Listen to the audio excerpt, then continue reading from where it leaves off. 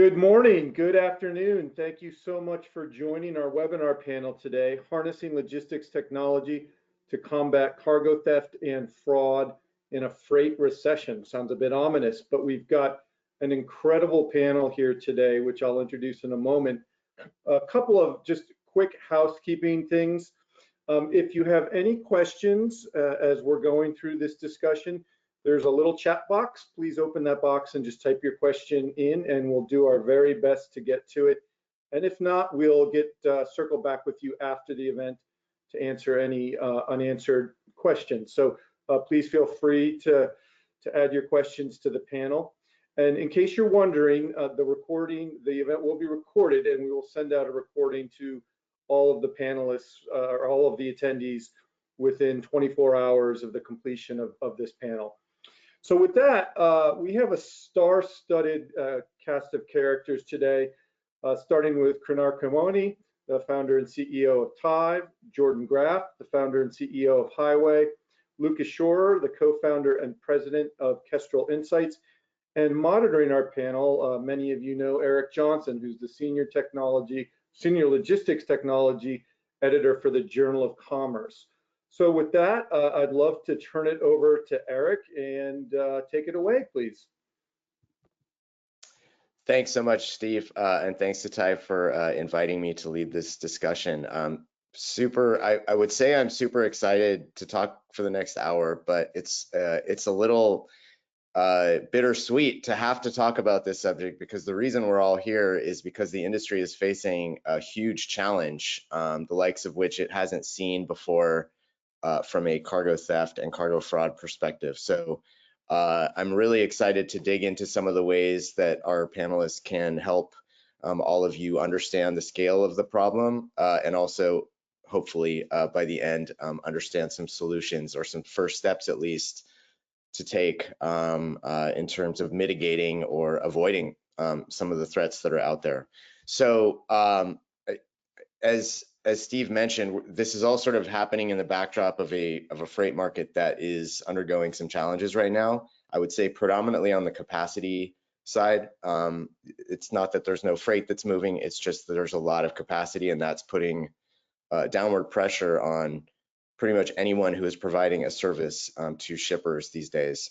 So we have this threat of a lot of different types of fraud and theft confronting shippers and those service providers, all in a really margin compressed industry.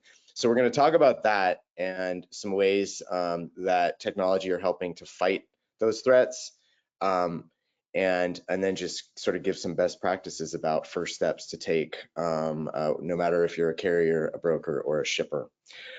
But before we do that, Steve introduced our panelists, but I would love for them to each individually kind of give a little bit of background on who they are and what their company does. And then we're going to kick off the discussion with a little bit of a background on kind of like how this threat has evolved and sort of exploded over the last couple of years. Krinar, do you want to maybe first talk a little bit about yourself and Tive? Yeah, I'll keep it brief. Thank you, Eric. Thanks again for participating and organizing and helping us on this. Really appreciate it. Lucas and Jordan, great to have you guys here and looking forward to the discussion. My name is Krinar Kamoni. I'm the CEO and founder here at Tive. What we do here at Tive is pretty straightforward. We help companies all over the world track shipments. We have more than 600 customers globally, and we help them at any given time understand where their shipments are, but also their condition. How hot, how wet, how cold, did somebody open trailers, containers? But we'll go into all those details a little bit more. But that's Tive. Cool. Yeah, always great to talk, Krinar. Jordan, love to hear a little bit more about yourself and Highway. Yeah. Hey, my name is Jordan Graff. I'm the CEO of Highway. Highway provides carrier identity solutions to freight brokers and 3PLs. So our goal is to keep fraud out of brokers, carriers, networks before it happens. And we're based here in Dallas, Texas. We serve about 375 brokers here in the US. Cool. Lucas, great you could join us today. Tell us a little about yourself and Kestrel. Yeah, no, absolutely. Thanks for having me. So Lucas Schorer, founder of Kestrel Insights, and we are about all things geofencing, specifically bringing a new level of automation and accuracy to the way teams actually access the geofences they need and get them into the programs where they're using geofences today. So we're a data company looking to be your partner, and I'm sure we'll dive into lots of things today on how geofences kind of help weed out fraud and theft and give you solutions for those scenarios. So looking forward to it. Fantastic. Really interesting. I think 3 different technology providers in different categories that all sort of are quite complementary with one another. So really interested to kind of hear how each of you is tackling your piece of the puzzle. Let's maybe first broaden out a bit before we talk specifically about what you all are doing. I had alluded, Steve alluded, the market is in a pretty tricky space right now. I know none of you yourselves are moving freight, either as on the shipper side or on the service provider side, but you must be talking to all of these players. Can you give a flavor, maybe individually, of kind of what you're seeing from the market perspective and sort of what sorts of pressures there are and how that's maybe manifesting in how much budget companies have and how willing they are to sort of like look at technology to help them solve challenges that are maybe outside of, you know, demand and supply? Yeah, absolutely. I don't Yeah, go ahead. I don't mind jumping in. Call on someone. Yeah, go ahead, Lucas. No, it's all good. I don't mind jumping in. I think from our perspective, what's really interesting as being a data company is we're like a lot of people, but I think us more than others sometimes as data providers is we're dead in the water without partners. And what's different with the sales process with services versus goods, you can beat someone up on price and you guys go your separate ways. You sell, you buy, you go off. With services, it's really got to be a win-win, so that way when you go to work together afterward and provide that service, no one feels like they got shorted or anything like that. So I saw an interesting report from Uber Freight, kind of their Q4 market outlook, about how with the capacity and where it's at, making sure shippers almost don't beat up too much sometimes, because you want to make sure carriers aren't enticed to try and add other revenue to their top line and things like that. Maybe I heard an interesting case with, hey, if there's extra room in a trailer, picking up other loads and things like that, where if they feel like they got shorted or they're getting beat up on rates too much, they start to think of other ways to kind of make ends meet. So I think being in an interesting partnership perspective and how teams handle partners during times like this has definitely an ancillary effect on theft and fraud. And so that's always the ways we're looking at it, is where partnerships play into stuff like this, because it's just so important to our business model. And I think a really interesting point of view. That's actually a great place to start this conversation, because I think at its core, this is about, you know, as a shipper, are you providing a rate that keeps your service provider sustainable? And sometimes that's in terms of CapEx around investing in assets or people to service you. Other times it's things like what we're talking about today, and you know, it is not free to combat the threat of theft and fraud right now. So are you providing a rate that enables them to be on solid financial footing to then serve you not just tomorrow but into the future? So Jordan, what are your thoughts? What are you seeing, especially since you're specialized in this area? Yeah, I think when we started the year, we thought we were going to have a lot of headwinds around people's willingness to open up their wallets for something that doesn't add top line. What we've, you know, for us, where we sell or where we convince brokers and service providers to make the buy, is the ROI they're going to get from the reduction in fraudulent activity. You know, it's real. Like, it's a line item for a lot of service providers in this market, where they're dealing with stolen loads or hostage loads. Or double brokering payments, double payment on those carriers. That can add up into, for some brokers, in the hundreds of thousands of dollars. There was a FreightWaves article about SEL. SEL was a freight broker based in Fort Worth that recently went out of business. And they had, earlier this year, they were using a provider, an onboarding provider, that let a carrier get in and steal a $700,000 load of casino machines.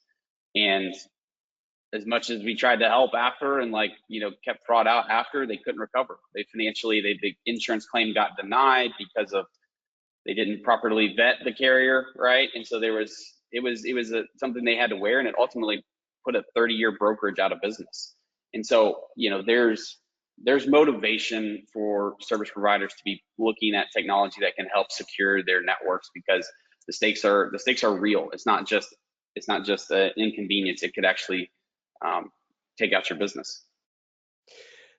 Jordan, real quick before I bring Kunal in, can you give a sense of, and we're going to go into some of the specific types of things you're seeing, but can you give a sense of the scale? I'm sure it ranges, you know, wildly depending on the broker, but like how big a threat or how big an ROI potentially is there in investing in something to protect versus like top line revenue? Yeah, it depends on what type of freight they move and how bad it's been for them. You know, there was one broker we signed on that had 40 stolen loads this year, and the ROI on highway is 10 to 20x. You know, they're paying back in 6 weeks, right? If not sooner. Yep. You know, so it just depends. It depends on the type of freight they're moving, how valuable that freight is, the urgency with which they are moving it, and how close they are to their carriers. You know, so that's kind of the matrix about how we think about the risk of a broker's freight being stolen. But it ranges, and that would be, I'd say, on the extreme side. But you know, we're trying to target brokers where we can see a payback period in 2 months or less. Yeah, interesting. Kunal, I mean, your technology has a number of different use cases, but when did this sort of like cargo theft issue kind of become a you know, kind of a priority use case? Cargo theft has always been around. I think I would say just based on, we help companies track shipments, every type of shipments, right? From fruits, vegetables to high value electronics. And obviously theft mostly happens on the high value items because then the resale value is still there. You can sell that product. Unfortunately, it depends how you look at it. I think you started that with the right tone, Eric, in the beginning. The volume and the amount of tracking that we're doing for security purposes has started to go up quite a bit, I would say, in the last, from 18 months ago to up, but now it's starting to really ramp up. And whether it's in LATAM with a lot of companies signing up with Hive, in Mexico and other areas where with a lot of tracking that's required there, also in United States here. And one thing that you mentioned, I think Lucas, you nailed it like earlier. What kind of relationship do you want to really keep with the carrier? Because if you beat the carrier on price, then what happens is they start doing transloading. They open up the trailer, they unhinge it, they start putting whatever is empty in there, start loading it with other stuff so they can make extra money potentially. You don't want to put the carrier in a position where they have to figure out how to make money otherwise, or then they start hiring drivers that are not safe, right? That maybe there's an incentive that driver, why is he taking that load and getting a low pay? Maybe he is well connected in some other areas to potentially steal that load. So I think that service, doing carriers a favor now so that in the future when the rates go up, carrier actually does a favor to you too as a shipper. I think we've seen that a lot. That partnership is very important. But I guess fortunately for us in revenue, but unfortunately as far as the number of trackers that we're shipping for security related shipments has gone up quite a bit, Eric, and that's what we're seeing. Yeah, interesting. So let's maybe get our arms around the profit margin issue. You know, if we strip out any of the concerns around cargo theft and fraud that we've been talking about and just look at the you know, supply demand situation right now, it's a difficult market for carriers and brokers. So they're already dealing with a margin issue, a margin preservation issue. How much of an impact is the theft and fraud stuff happening on that margin? Can we contextualize this or kind of put it in numerical terms? Maybe Jordan, I'll start with you. I'll jump on it first. You're at the tip of the spear on this. So, yeah, one of the things that's not being talked about enough and solved is how this hurts small carriers. So the small carriers that, you know, if they're involved in a fictitious pickup as an unwitting party, the carrier that actually goes and picks up the load and drops it at the transloading warehouse, or they're the victim of 3 or 4 double brokers that they don't get paid on, they're done. They run on they're so tight right now. They're so tight on margin and liquidity. And, you know, I still stay very close to the factoring community, which is, you know, kind of where I came from with TriumphPay. And it's, in their words, it's beyond the worst they've ever seen it. And that's where, you know, I think as an industry, we don't do enough for carriers, and like where we're trying to step in and help carriers be more informed about who they're taking a load from, because in this market, they'll take a load from anybody. And I have a friend who I grew up with since kindergarten. His name's Clay Leahy, and he got hit for $800 last week. He's gonna miss his truck payment this month. And it's incredibly frustrating that they prey on people that don't have the budget to build, to buy technology to protect themselves, that are operating on real low margin, and there's nothing being done. There's nothing being done right now to, from a law enforcement side, because the dollar values are so small. And that's why these guys target this market, is they know they're operating $800, $1,200 a pop, and it's an incredibly hard crime to explain to law enforcement. It's incredibly hard to get it to a dollar value where law enforcement wants to engage. And so that's where we're trying to help those small carriers make better, let's call it buying decisions on what loads they're going to take from which brokers. They're the most exposed. Big brokers, large brokers can take a hit. They can even have a couple stolen loads and they're going to be all right. They may lose a shipper, they may have a bad quarter, people may miss their bonus payments, but it's these small carriers that are load to load that can be wiped out. Yeah, it's an existential crisis, not an annoyance.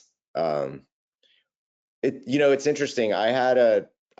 We had an event in fall of 22 as the freight market was sort of turning down, and I led a panel about technology providers that were aiming to help small carriers in various ways, including factoring, including kind of TMS, including dispatch, just putting democratizing tech for smaller carriers.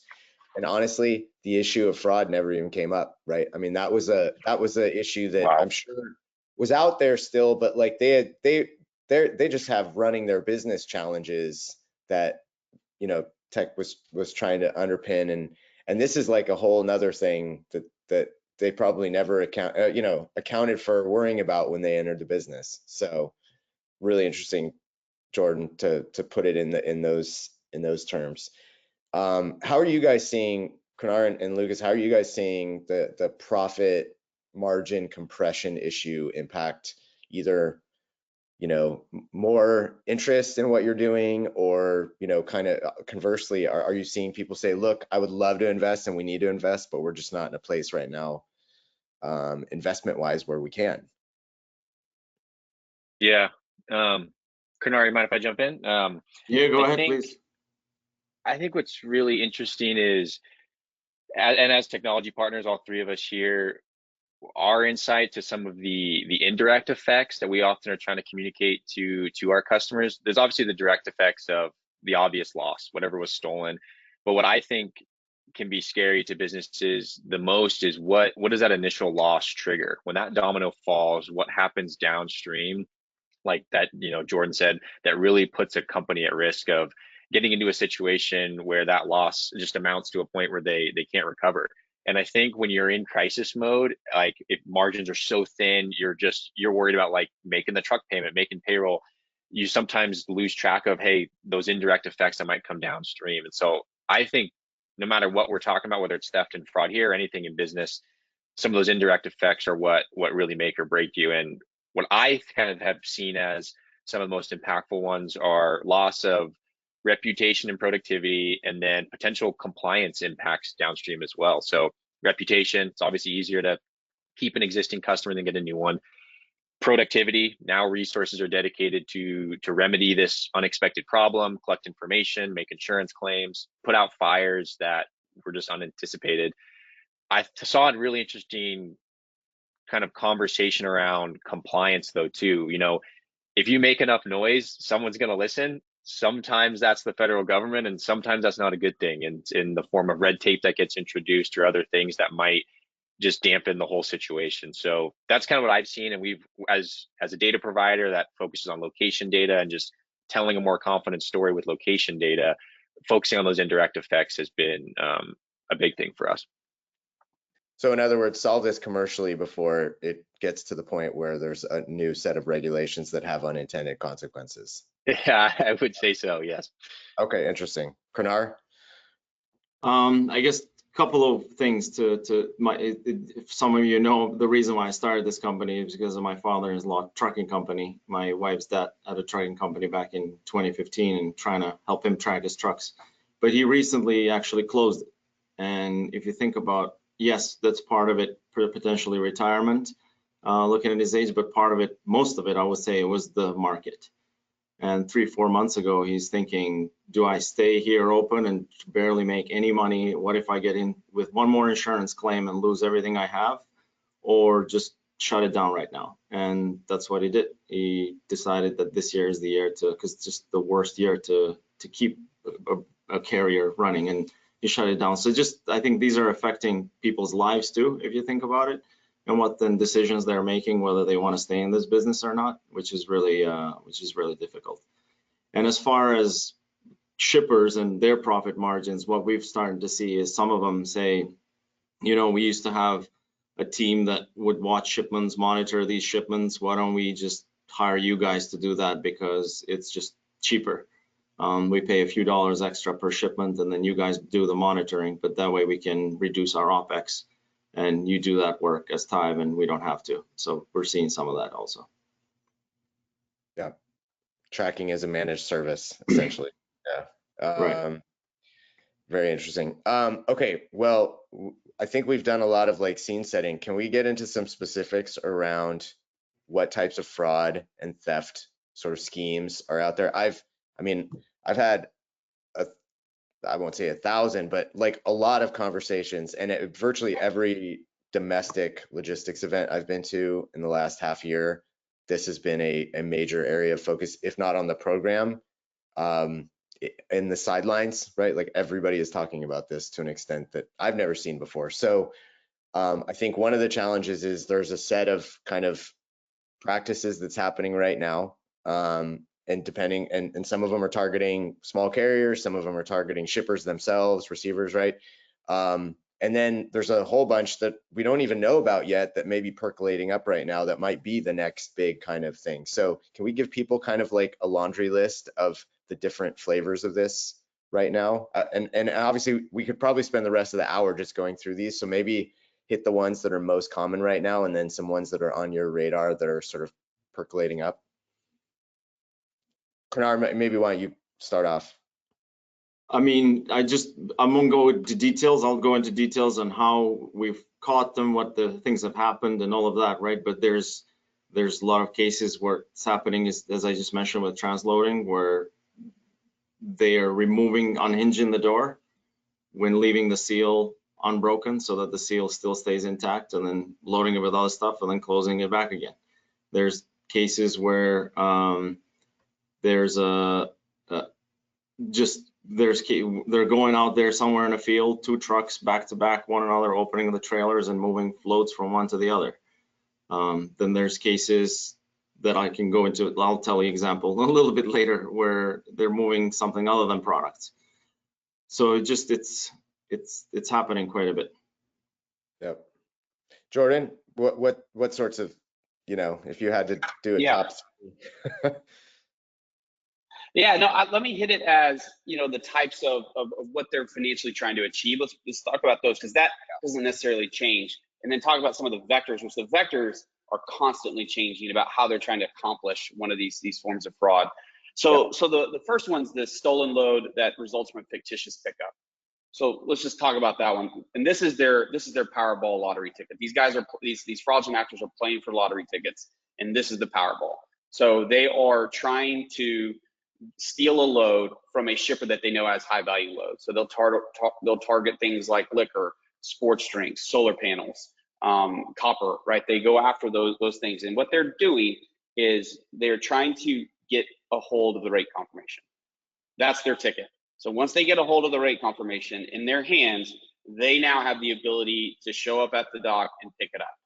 And so how do they get that rate confirmation is they may have a load phishing campaign where they see a broker post a load on a public load board, and they know based on the zip codes that that's a Tito's vodka load. And so they're going after them, and they're going after the carrier sales reps. They're looking on LinkedIn to see how long someone's been at that broker, and they're going after the young men and women who haven't been there very long, who are more naive, and they are sending emails pretending to be a carrier that's already in that broker's network. And they're doing that now because it's harder for them to onboard, it's harder for them to get through that process, it's harder for them to obfuscate the contact details through the connection process. But once they get that rate con, it's incredibly sophisticated how they move the freight. And it just shows you that, like, these aren't guys in a basement just jacking around with something, but this is their full-time occupation, and they're very dynamic and good. So they have that rate con. They then go as a broker authority and post that load back on the load board or find another carrier and have a legitimate carrier unwittingly pick up that load and take it to another warehouse. And they're not to where it's supposed to go, but to another warehouse that they control. They then drop it there and they'll let it set for 48 hours because they're trying to check and make sure there's not a tide device on it, right? They're trying to make sure that they don't have some something laying in there, but sometimes they do, and that's how Tide helps people find freight. But then what they'll do is, after they let it set for 48 hours, they'll then go have another carrier, unwittingly, a legitimate carrier, go pick up that load from the transload warehouse and then take it to a port or take it to somewhere else to break it down and to move it into the black market. They can do all that without ever setting foot in the US. They can orchestrate that entire crime from overseas. And they have ripped off a shipper, a broker, and 2 legitimate carriers who are none of them are getting paid. And like that is the sophistication level we're dealing with. Yep. So that's the most egregious one. But I would say the vectors about how they're trying to get to that fictitious pickup continually change. You know, the load fishing is big right now. That's kind of new. Changing FMCSA contact information. They're using that vector where they're trying to get the FMCSA to change the email or phone on file. They've been successful at 500 carriers. They've been able to change the FMCSA contact on over 500 carriers. They're good. I mean, they're insane at how good they are at spoofing and phishing people to get them to do what they want. You wanted to ask something, Eric? No, I have a bunch of questions. So how did that evolve? So in other words, Pranar said something that's absolutely true at the start. He said theft has always been there. I would imagine fraud to a certain degree has always been there. What in the market changed for them to think there's now as big an opening as there ever has been, and to develop these sort of sophisticated, you know, schemes essentially? I can go first to let one of the panelists go first. Okay. It's several things hitting at once. So one of the macro trends is the rising. Well, let's talk about how freight fraud happens, right? So freight fraud is like fire. So fire needs oxygen, fuel, and heat to survive, right? And so firefighters try and take out one of those 2 elements when they're putting out a fire. So freight fraud needs anonymity, urgency, and financial gain. And so to Pranar's point, like, it's always been there. People have been stealing loads since they put it on a ship and brought it, you know, been putting them on ships and moving freight that way. But what's changed over the last 30 years is the rise in brokered freight. Brokered freight went from 0% of for-hire transportation before American backhaulers to now, I think it's close to half based on the data we see on the factoring side. And brokered freight introduces anonymity, right? You're introducing a third party who doesn't see or touch the carrier, who doesn't see or touch the shipper, or doesn't see or touch the consignee physically. And so that level of anonymity, as that grew, as more and more loads transacted with that anonymous nature to them, it opened the door for more and more fraud. The second thing is the urgency. As brokers have taken more market share in the for-hire transportation, freight is moving with more urgency. There's less of a lead time. And anytime you need to move freight with urgency, that carrier sales rep is going to push the limits on compliance to get the load moved, to get the financial outcome. And then the last part is just this freight recession has hit people really, really hard. And if you think about what's happened, is if we had, you know, say 100 carrier MCs in the market, the reduction in the people leaving the market are the good carriers, are the real carriers, the people that actually have trucks and drive, like Pranar's father. They're leaving, and that capacity is leaving. But who aren't leaving are the fraudulent actors. And so while it feels like this is, you know, unprecedented levels of fraud, in reality, it's just their share of the total, the share of MC numbers that are fraudulent is higher because the good guys can't make it in this market, but the bad guys, like, their margin profile is really strong. So I talked a lot, but that's my opinion on why we No, have it. that's awesome. That's awesome background. Lucas, anything on your end of Yeah, I think what's really interesting, you can hear in the passion for Jordan's voice, is the respect and the acknowledgement for the sophistication of your opponent. Like, you got to do that to understand, okay, I need to fight this at the highest degree I can with the most advanced things I can and all that. This is kind of unrelated to freight, but I think as technology just in all sectors increases, it gives fraudulent or bad actors the ability to come at you with a whole quiver of tools. And my grandma got a call the other day. AI made it sound like my voice, calling from Whitefish, Montana, said I needed cash to get out of jail or something. I didn't know what she said. And it's just, like you said, targeting maybe like in this industry, Jordan, new people or newer people at the brokerage and stuff like that. There's no relentlessness. They're not relenting up on who they're going after. And I think just acknowledging that, the sophistication and the access to the tools they have is a really important step to start to combat it. I think, I mean, obviously these threats are not running in parallel, they're overlapped, right? The cybersecurity threat in general, and then the you know, fraud, right? I think most people in our industry tend to think of cybersecurity as a pure play for ransom, or, you know, nothing to do with necessarily the operational side of the physical operational side of the business. And where this is intersected is now where cybersecurity meets kind of very knowledgeable actors impacting that physical operational side. So that's super interesting. But I still think most of the industry is still getting to grips with the cybersecurity side of it. And so the lag on understanding all the different threats on the cargo theft and fraud side is probably a few months beyond that even. Well, let's maybe go a little more in depth with how the three of your companies are sort of helping combat this. Krenar, you've talked a bit about it, but this is probably a good time to go a little bit deeper into maybe a use case or two in terms of your tech I can use it to just know that the humidity level on my shipment has stayed constant without any worry about anyone necessarily stealing it or any fraud happening in the background. What's an example of kind of how you play in this space now? Yeah, so the good thing, what we do and how we do it, I guess maybe it's more important. We have these trackers that people press a button and put it on a shipment. Now they can also hide it, right? So it doesn't have to stay on top of a pallet, so a truck driver knows that it's there. They can also put it inside one of the boxes, inside of any kind of electronic, like TV, solar panel. So then that way, whoever's moving it doesn't even know it exists. So that the simplicity of it, I think, is important here. However, one thing we have on top of temperature, humidity, Eric, like you mentioned, is we also have a light sensor. So this light sensor can detect if somebody opens a trailer or opens a container in real time.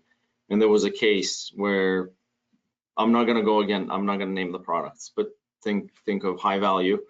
And we detected a light sensor, we alerted, they saw the alert, they changed the settings of the tracker so that it pings even more often, and let's say every 5 minutes, and they turned on GPS to know exactly where it is. And they realized it's in the middle of the field. They called Richie and they're like, Richie, is this real? And Richie's like, yes, it's 100% real. And it's in that field, and they were able to call the police, and the police saw what I mentioned earlier, 2 trailers back to back moving loads from one other to the other, and they were able to save $750,000 on that load. Which, again, now maybe they need to inspect it before they sell it out. There's a reputation, there's a lot of things, but at least it's not gone. Another case has been with a customer on one of the products that you mentioned earlier, Jordan. In the first 6 days, we noticed they saw a light sensor. They're like, this is in the warehouse, what's happening? And it's the transloading concept that you just mentioned. They were opening it up and trying to putting more product in that shipper, and they were able to catch this particular carrier and work with them so that this doesn't happen again. But on the first one that I mentioned, they were able to, like when they started, they caught 6 or 7 times. So think of like 6-7 times at $500,000 to $750,000. That's a multi-million-dollar savings for a customer with putting something that's fairly inexpensive on every single shipment. So And- these and- are just some examples. And just to give people a sense, you have a few different types of trackers. Like, are they affixed to a trailer? Are they affixed to a shipment, a pallet, a product? Like how All of our products essentially get attached onto a pallet, onto a shipment. So whether you're shipping electronics, blueberries, strawberries, whether you're shipping COVID test kits, you're putting this on a shipment. So most of the time, this is going on top of a pallet, sometimes on the side of the pallet, sometimes somewhere where you cannot see it, but the light can detect it.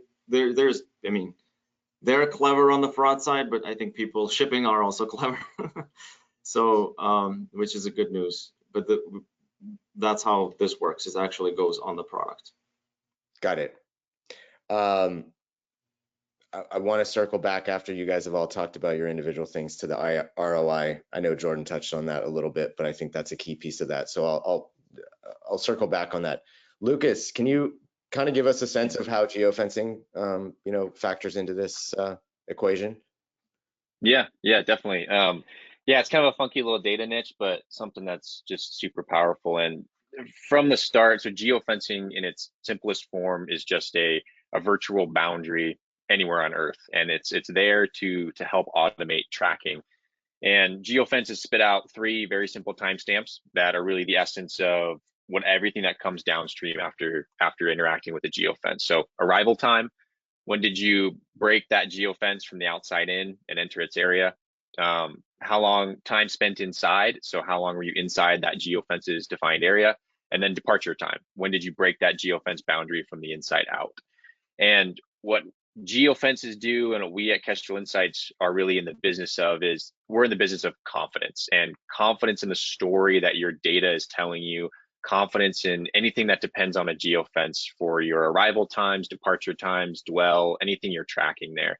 So there's no shadow of a doubt, if you're making business decisions based on data from a geofence, and you're confident in what you're doing going forward.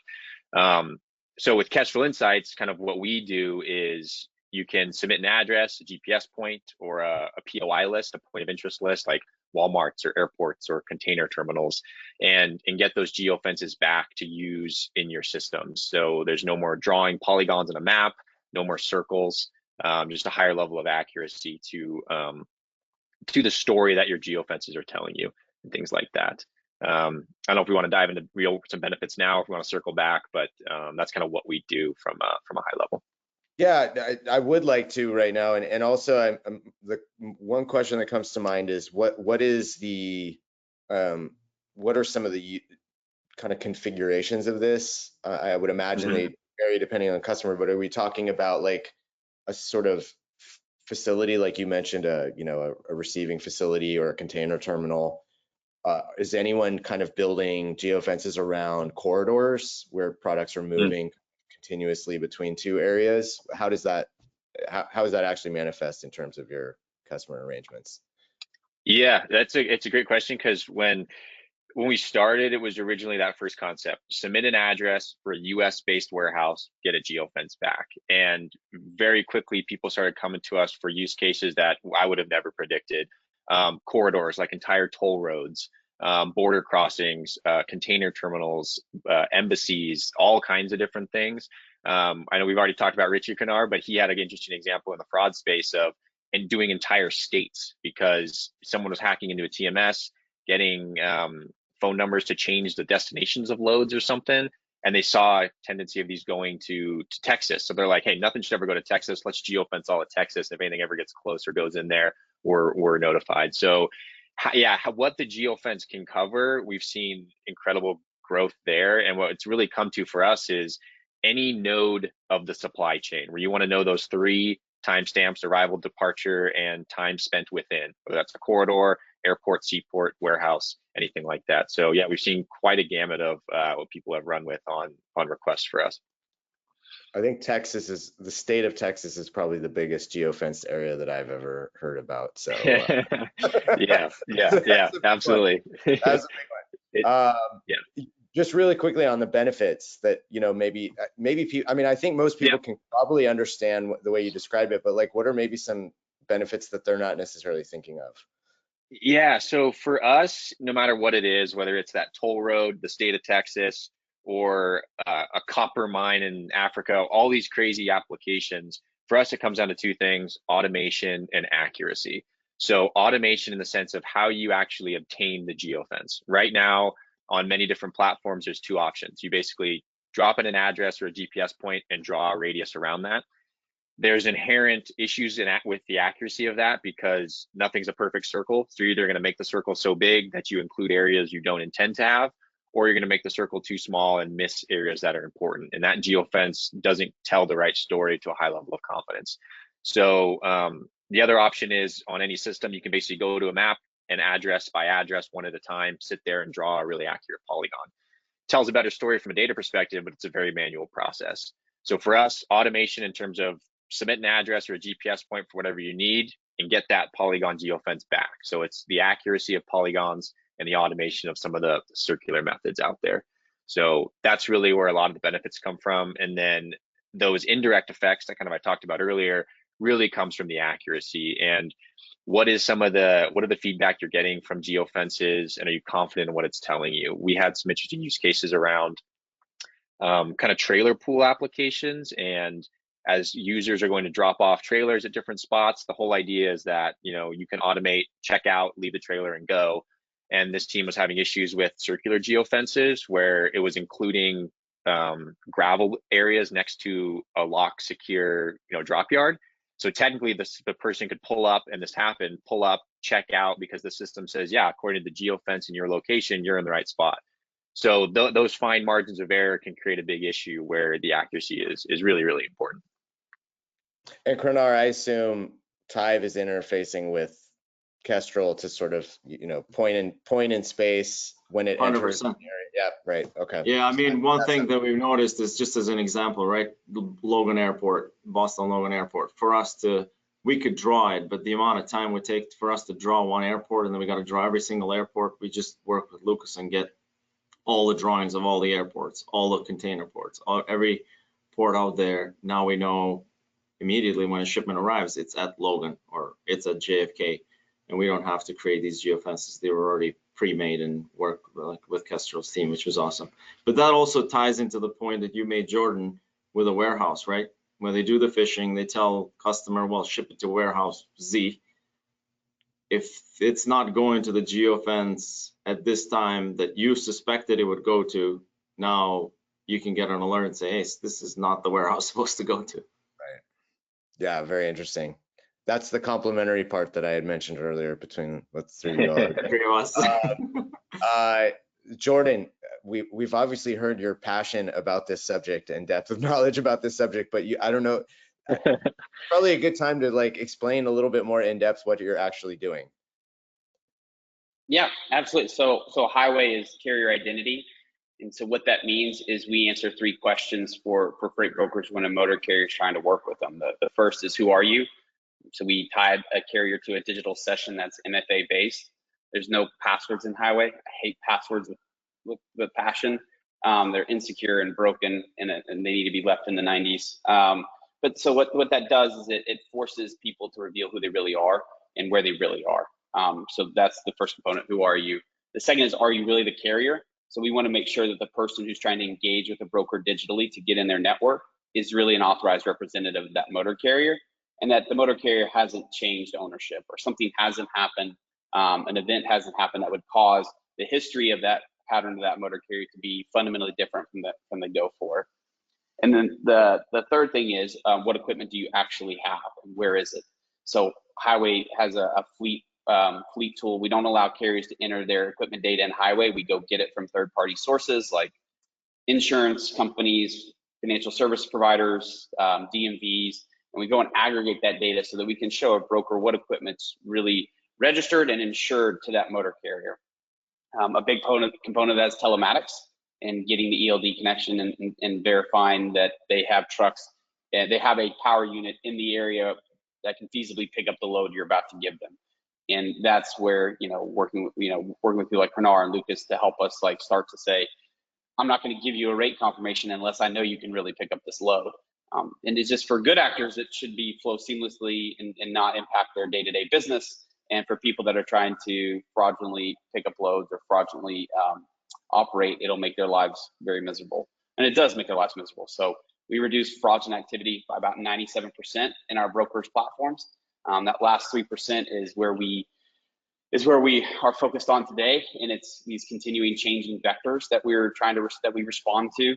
And a lot of that's like we talked about around the rate confirmation delivery process. So that's our new products that we announced at the TIA, Load Lock, where we are actually delivering the rate confirmation on behalf of the broker to make sure it gets to the right person at the carrier, and then auditing the movement of that actual load, seeing if it's in a high risk zip code, checking that against their telematics data to make sure they're actually running the load, those type of things. So that's Highway. How does your product sort of fit in the workflow of a broker? Like they're explain the process of what they're doing and where the information that you're providing them steps in on the decision-making process.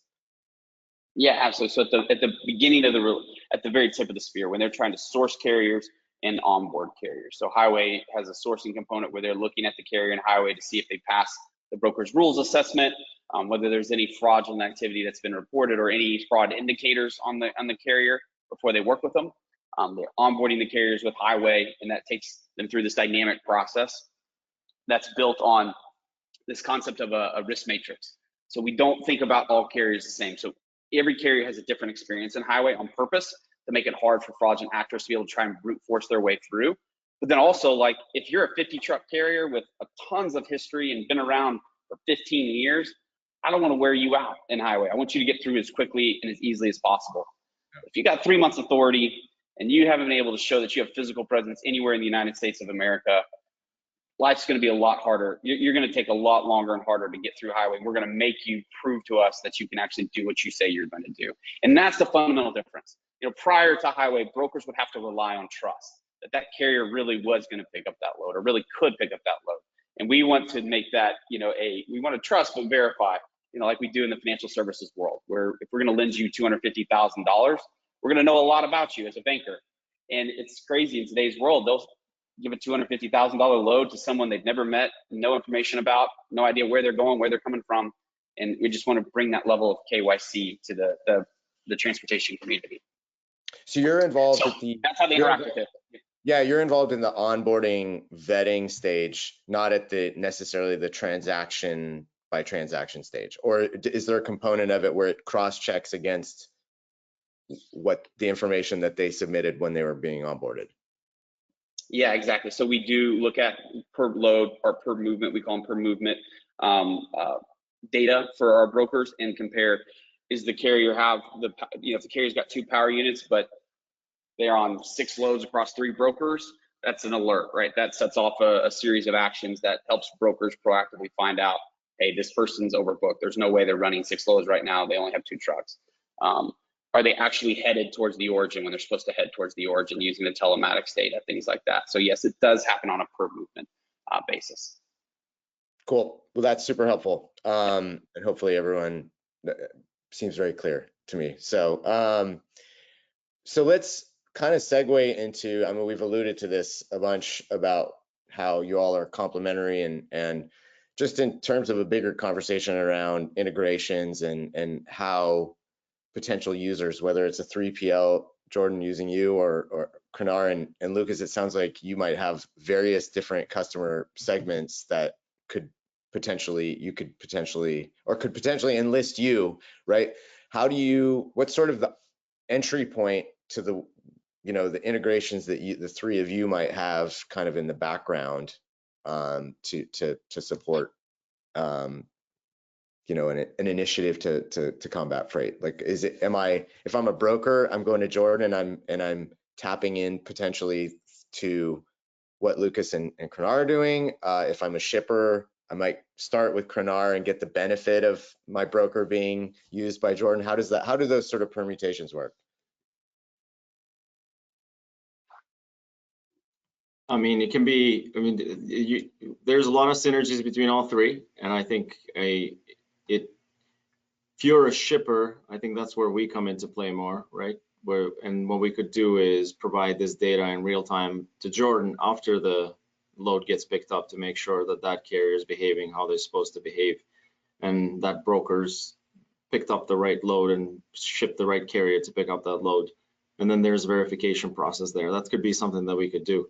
And I think the other area with the warehouses that we mentioned, what are some of the zip codes that are not safe? I think Lucas, you also mentioned that, and Jordan, you guys have that.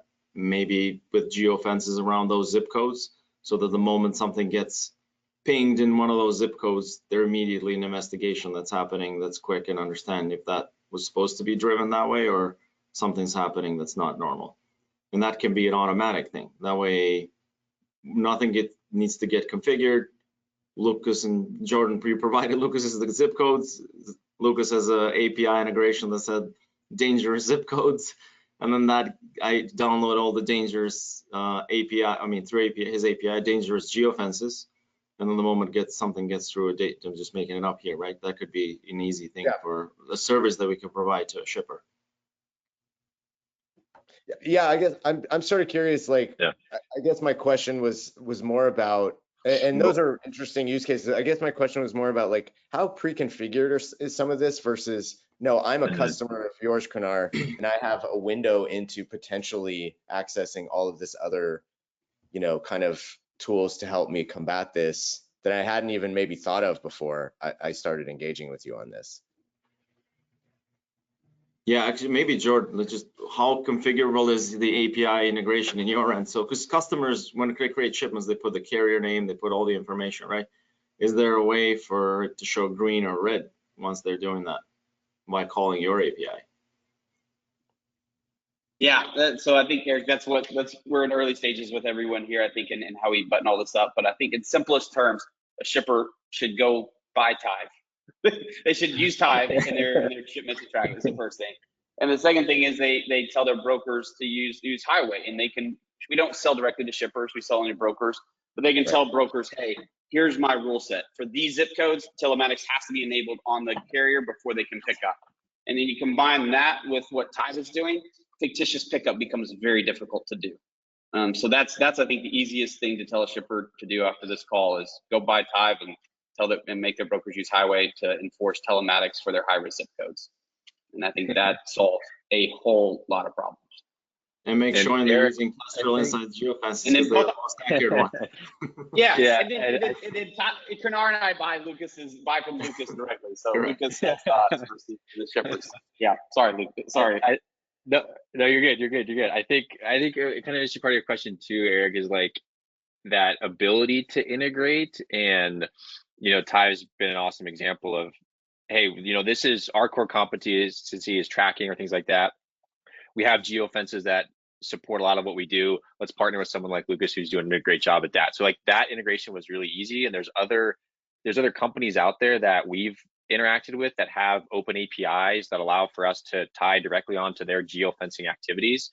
That just makes it easy, where they're like, hey, let's really grow in this partnership environment and kind of all boats rise together and be stronger together. Where we've run into customers who or a potential customer would come to us, they're a carrier, and they're like, hey, saw what you guys are doing.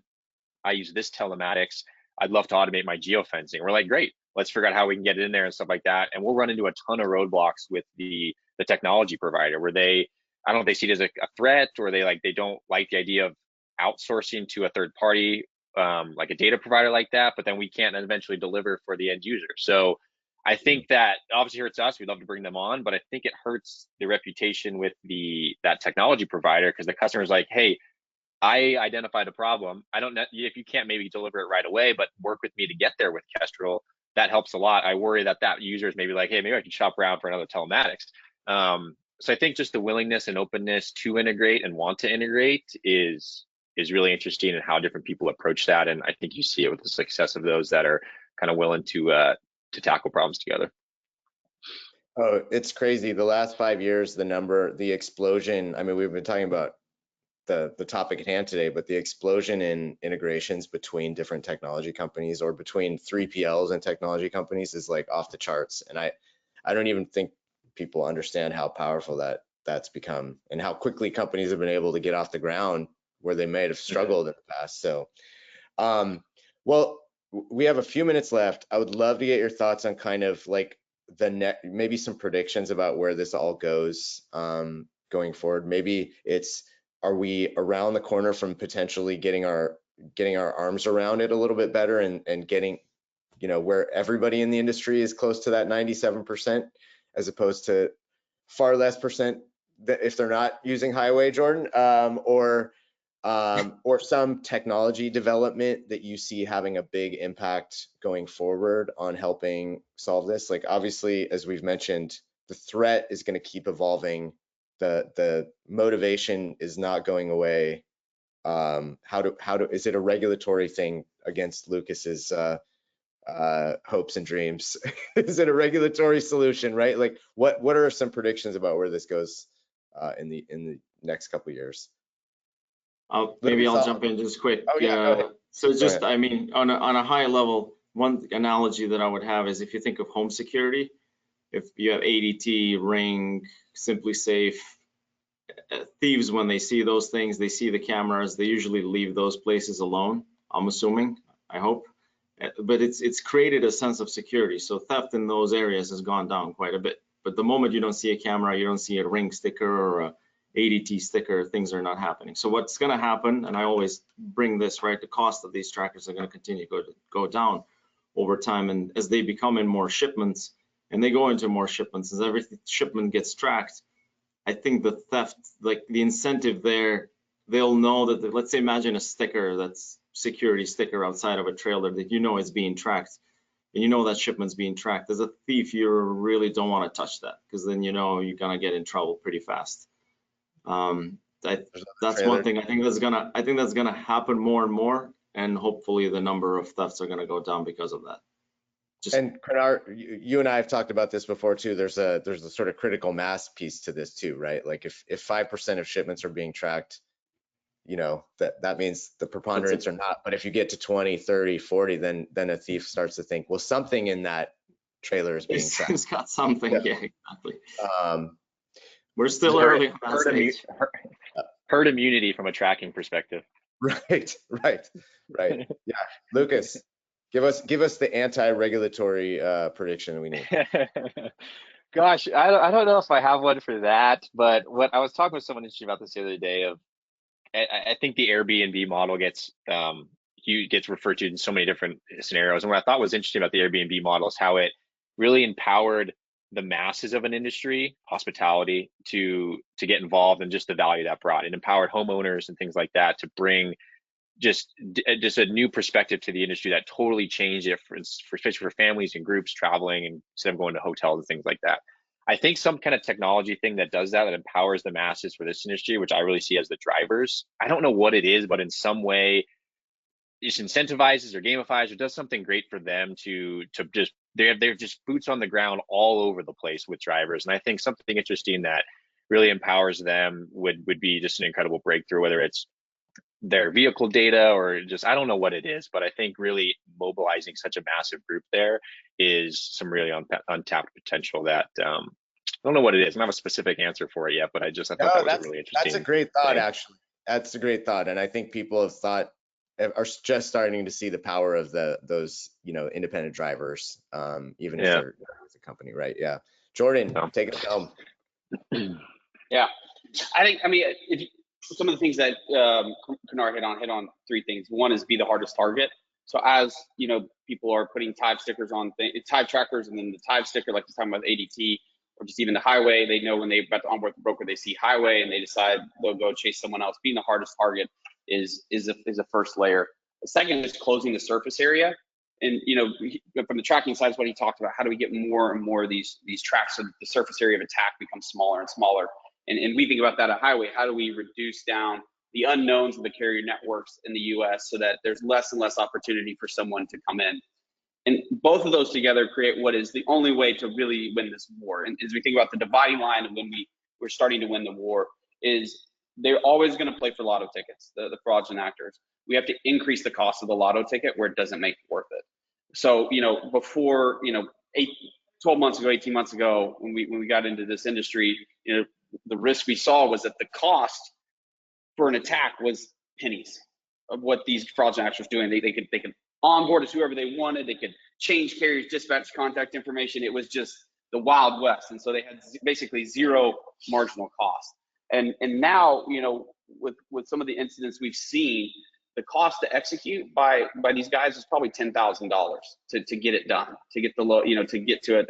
By the time they'd spend all the money to set the scheme up and get it done, and that's advancement, right? That's what we're looking for. And the goal is to get this work costing $50,000 to $100,000 to execute a transaction, and then it becomes cost prohibitive from that side. And that's how we make them go away and go into healthcare, you know, or go into some other industry. Sorry, healthcare, or whatever, you know, right? You know, like something, right? You just got to get them out of our industry, right? Out of our industry, yeah. But, someone else's yeah, problem. and I'm with Lucas. Like, you know, the answer, you know, the people that are saying the government needs to solve this for us. Like, first, we need better hygiene as an industry before we start asking the government to come save us, right? We need to do things better. The second is, like, you know, the most dangerous words in the English language are "I'm from the government and I'm here to help," and this is according to Ronald Reagan. So just, you know, what they come in and do is not going to be what you like. And then the third is the state of California will not prosecute this crime. They will not prosecute cargo theft. Like the FBI and other law enforcement bodies have hit an absolute stonewall with certain states that just aren't willing to prosecute it because of the cost, and they just don't like the optics of it. So, you know, the idea that the government's going to save us, I'm not there. I think we got to take the action ourselves. Well, we just heard an hour of commercial solutions to this problem before it ever gets down that road. So Jordan, Lucas, Krenar, awesome discussion. I feel like we could have gone on for another hour easily on this, but we will leave you all to do your homework and figure out. Obviously, any of our panelists today, they'll be welcome a reach out and to talk more about this. And I would be delighted to talk more about it too. So thank you everyone for tuning in, and thanks Jordan, thanks Lucas, thanks Krenar for an awesome discussion. Thank you. Thanks, Eric. Thanks everyone.